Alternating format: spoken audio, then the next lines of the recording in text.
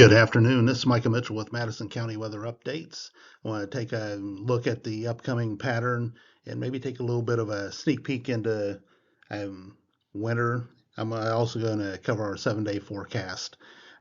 As always, thank you to those of you who support this page financially, whether it's via the Patreon, one of the means that are in the pinned post, or whether you're our sponsors. Thank you so much for doing that. And then also thank you for all of you who have been active on the Facebook posts, helping to, you're interacting with the posts, you're liking them, you're commenting on them, even with just emojis, it helps. Participating in the Facebook project for the next month. Well, through December 14th, it's helping the page earn some money. So far, just in the first week, you helped the page earn a little under $100. So thank you very much. All of you who can possibly, the more of you who interact with it on the actual Madison County Weather Updates Facebook page, not on the awareness pages, but on the Facebook page for for Madison County Weather Updates, that helps tremendously. The more of you that do it, the more money you can help earn for the page. So that's a way, if you can't, do it, be a monthly donor or be a one-time donor. That's another way you can help the page earn some money and keep going.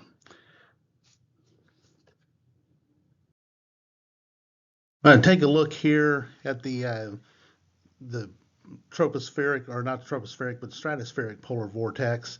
I did some slides in the winter video that I did last week. If you haven't seen that, definitely go back and check it out. But the polar vortex remains kind of wound up. It's up in northeastern Canada. It's been in a pretty good spot, but as I noted in the winter forecast, it kind of it'll get itself stretched out, elongated, kind of in a split position. That'll start to migrate toward the northeast, toward Greenland. It'll regather itself and then drops a new lobe down into the western U.S. and then kind of migrates its way, back to the east again. We're at a spot where it's probably getting ready to regather itself and make a new drop. Um, as I noted, the stratosphere and the troposphere aren't always connected in this. So far this year, they've been pretty reasonably connected, with about a 10 to 12 day lag in between where the tropospheric polar vortex is and where the associated cold air drops in. So this would point us toward the very early parts of December. And of course, we're expecting December to start off, relatively warm. This would point to that. And with a stronger trough coming out of the southwest, you can see with the arrows kind of coming out of the southwest there, and then a kind of a northwest flow wrapping around the perimeter of that polar vortex up over northeastern Canada. So we'll be kind of warm at the beginning, but that we're still have some cold air supply that'll dip in every now and then. I do think that that's getting ready to reload itself, and then we're going to turn predominantly cold into the mid-December. Here's a look at the same view, but at the 500 millibar level. And again, you can see my white arrows that I put on there that show kind of how the jet stream is right now.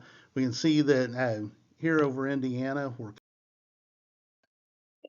this pin is driving me nuts. It is not doing what it should be doing.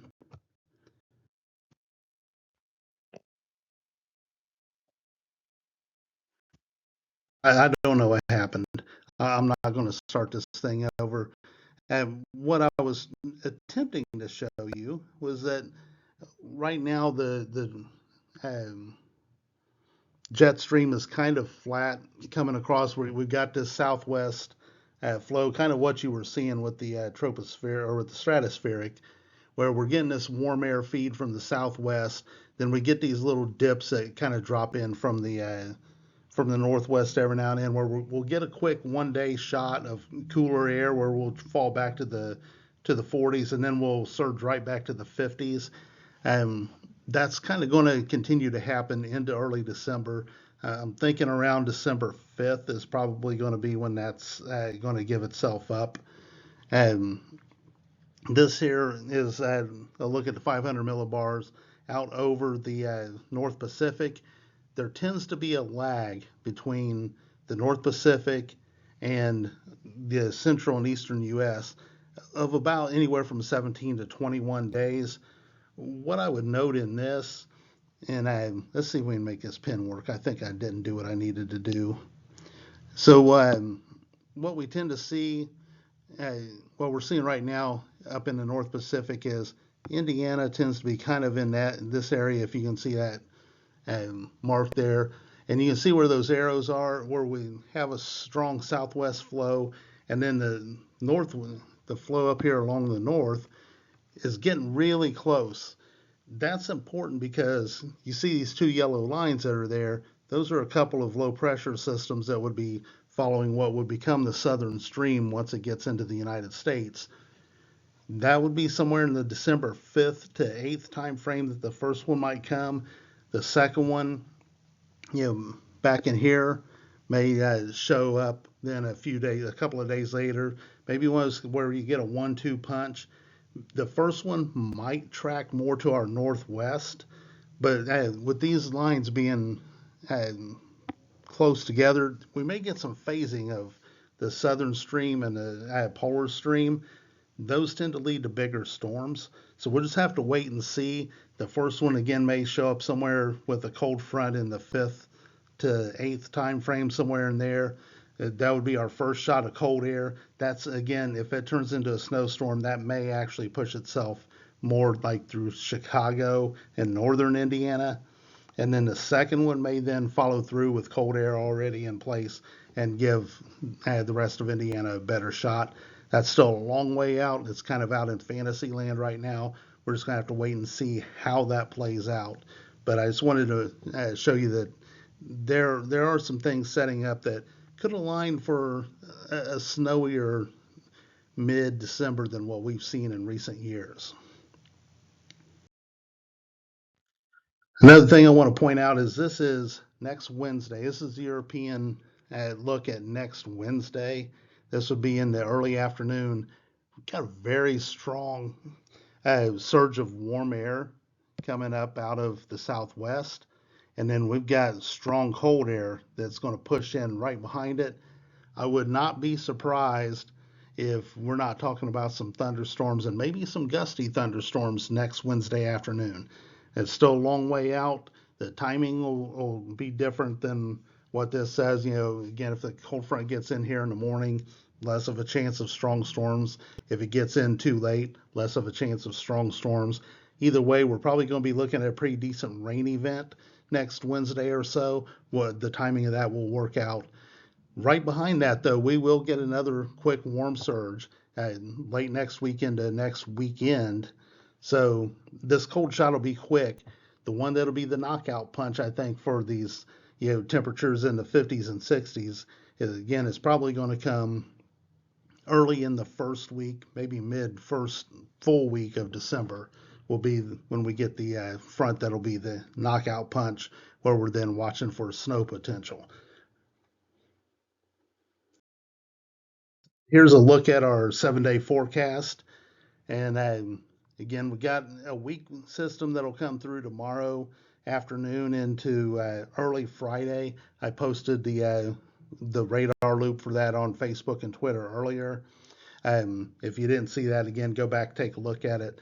Not looking at a lot of rain. Model data kind of varied, but I think in general, we're going to be looking at less than a quarter of an inch, maybe even less than a tenth of an inch. And some data is maybe a little more aggressive, but I'm not so sold on it. And it'll be just patchy. I don't think it's going to start raining tomorrow afternoon and just continue to rain. Be one of those where cell comes through, rains for a short time, then it dries right back up, and then another one comes through later on. The more organized system looks like it's going to be Saturday into Sunday. That one has a better chance of producing more rainfall. I'm still not settled on the amount on it. Cold front behind that gives us the quick, 1 to 2 day cool down that I talked about. Then you see the warm surge Tuesday coming into Wednesday. Again, Wednesday I may end up adding, we may be talking about thunderstorms instead of just showers. The temperature will begin to fall behind that front at Wednesday afternoon into early Wednesday evening. We might even see a little bit of mixing Wednesday night into early Thursday. That remains to be seen. But again, right behind that, we'll see another quick warm up. So that's kind of an overview of the 7-day forecast at this point. Last thing I'm going to do is take a quick look at, again, this is out in fantasy land, but this is in 45-day snowfall forecast. This is the control forecast. This goes out through January 4th. So again, we're not going to see any snowfall, accumulating snowfall to close November or into the first early part of December. So if this were to pan out, this pains through our area, through central Indiana and northern Indiana, somewhere in the around 20 inches of snow, maybe even a little bit more between. This would again be between the middle of the first full week of December through the very early part of January. That would be a lot of snowfall in a 1 month period. I show you this, it's fantasy land again. It's way out there, anything can change.